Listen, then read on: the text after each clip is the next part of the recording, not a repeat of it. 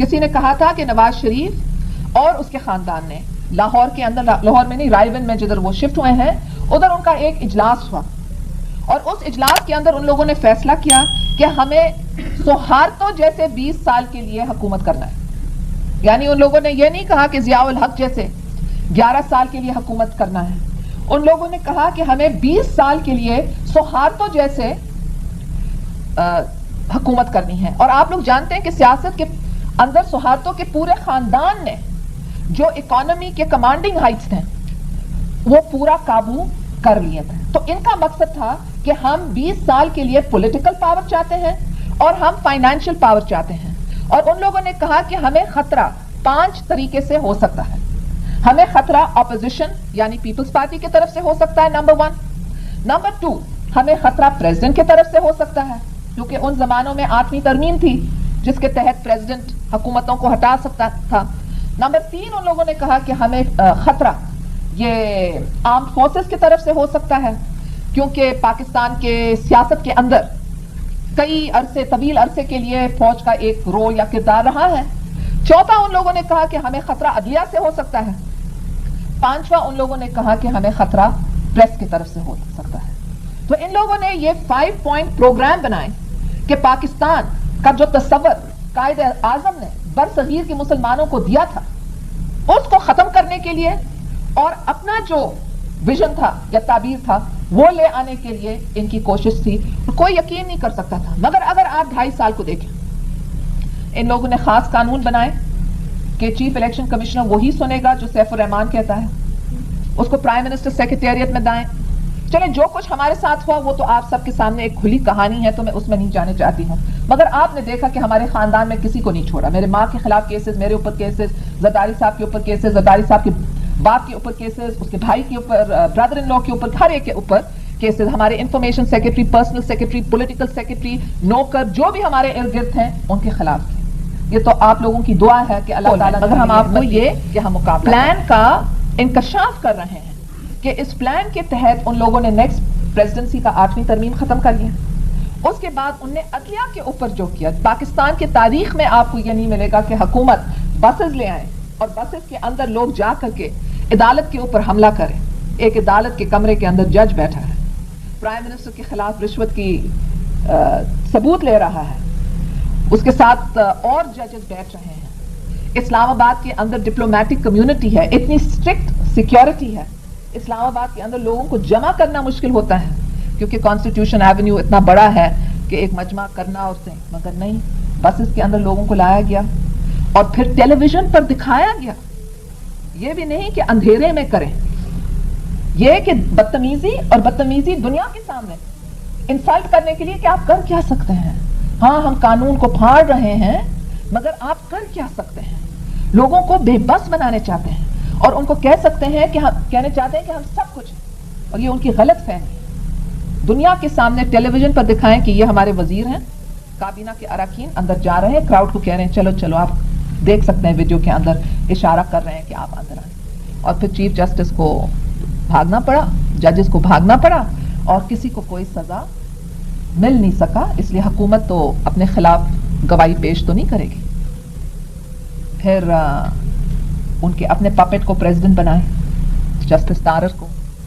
ایک chief election commissioner تھا، اس نے جسٹس تارر کے نامزدگی کے کاغذات کو مسترد کیا کیونکہ اس نے کہا کہ آپ نے یہ تقریر میں انٹرویو دیا ہے جس میں کہا گیا ہے کہ جج دہشت گرد ہے. اس نے کہا ہاں میں نے یہ انٹرویو دیا ہے. تو جب اس نے کنفرنٹ کیا کہ آپ نے تقریر رسالے کو یہ انٹرویو دیا ہے جدھر آپ نے کنٹمپٹ آف کورٹ کیا ہے، اور اس نے سب کے سامنے تصدیق کی، تو پھر چیف الیکشن کمشنر نے کہا کہ آئی ہیو نو چوائس اور آپ کے پیپرز میں ریجیکٹ کرتا ہوں. کیا ہوا؟ تارر گیا؟ نو، تارر پریزیڈنٹ بن گیا، چیف الیکشن کمشنر گیا. جو سچ کے لیے بولتا ہے، جو قانون کو بلند رکھتا ہے، جو پاکستان کا سوچتا ہے، جو پاکستان کے محنت کش عوام کا سوچتا ہے، ان کو نشانہ بنایا جاتا ہے. پریزیڈنٹ چلے گئے. اس کے بعد ان لوگوں نے، جہانگیر کرامت نے تو نواز شریف کو بچایا. جب پریزیڈنٹ کے ساتھ ان کی محاذ آرائی ہو رہی تھی تو اس وقت چیف آف آرمی اسٹاف باہر ملک تھے. دونوں پریزیڈنٹ اور پرائم منسٹر نے ان کو فون کیا کہ آپ آ جائیں، کچھ ہمارا مسئلہ یہاں چل رہا ہے. چیف آف آرمی اسٹاف آ گئے ہیں. دونوں سے ملے. پھر اس نے کہا کہ دیکھیں یہ معاملہ اتنا بڑھ گیا ہے کہ میرا مشورہ ہے کہ آپ 1 ہفتہ کا انٹرول کر لیں, کیونکہ اگر 1 ہفتے کا آپ انٹرول کریں گے تو پھر ذرا جذبات ٹھنڈے ہو جائیں گے اور ٹھنڈے مزاج کے ساتھ ہم معاملے کو آگے لے جائیں گے. مگر اس 1 ہفتے کے اندر نواز شریف نے بریف کیسز چلایا اور پتہ نہیں اور کچھ کیا اور معاملہ تبدیل ہو گیا. مگر وہ 1 ہفتہ نہیں ملتا تو نواز شریف کی حکومت نہیں ہوتی. جہانگیر کرامت نواز شریف کو ہٹانے چاہتا تھا تو اس وقت ہٹا دیتا. جہانگیر کرامت کو مارشل لاء لگا دیتا تو پہلے لگاتا اور پھر بعد میں نواز کو کہتا. مگر وہ کچھ کرنے نہیں چاہتا تھا. اس نے ایک نیول فنکشن میں وہی بات کی جو پاکستان کے صحافی کر رہے ہیں.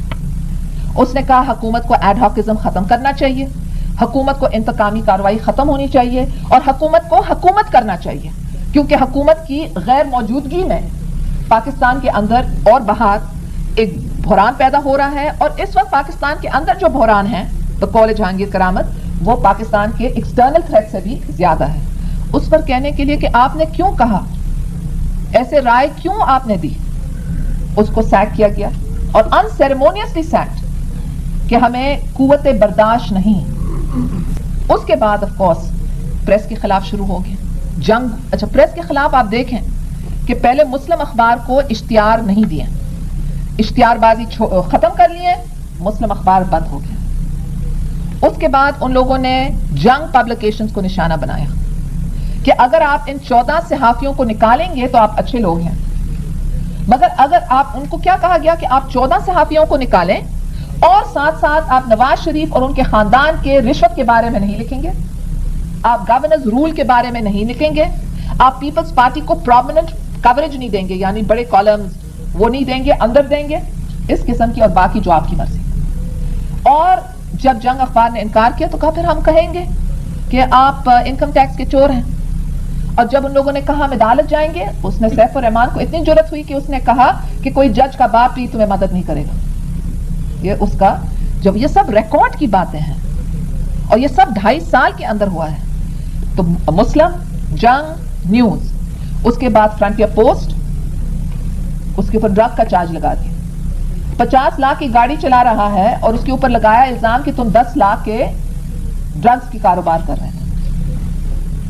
پھر فرنٹیئر پوسٹ کے بعد فرائیڈے ٹائمز, اور کس قسم کی گرفتاری کہ بیویوں کے سامنے خاوندوں کو مار کر کے گرفتار کرتے ہیں. یہ کیا انسانیت ہے؟ تو یہ جو آدمی ہے اس نے پورے پاکستان کے اداروں کو یرغمال کرنے کی کوشش کی ہے اور اپنے ذاتی مفادات کے تحت سبارڈینیٹ کرنے کی کوشش کی ہے. اور آج وہ پاکستان کے لیے ایک خطرہ خود موجود ہے, وہ اور اس کی حکومت. اور اس لیے میں چاہتی ہوں کہ سب پاکستانیز جو اوورسیز ہیں اپنے وطن کو بچانے کے لیے وہ یہاں کے جو پبلک لیڈرز ہیں, آپ کے اپنے کانگریس مین ہیں, سینیٹرز ہیں, ان کو خط لکھیں اور ان کو آگاہ کریں, کیونکہ یہ نواز شریف کو پیسے دے رہے ہیں.